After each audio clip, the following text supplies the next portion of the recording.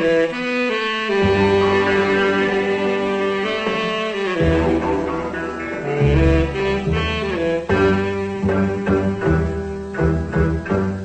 នស្រឡាញ់តែបងមួយនាក់ស្មោះស្មោះពីដួងហារទេតើអូនចង់នឹងចិត្តស្រស់ស្រាយបើទេចំពោះមកព្រៃវិញទេអូនស្រឡាញ់តែបងមួយនាក់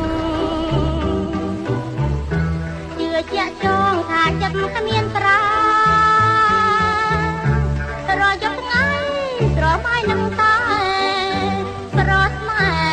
ហ៍ពុំដែលមានពេលណាស្បើតាដឹងចិត្តអូនឬនៅ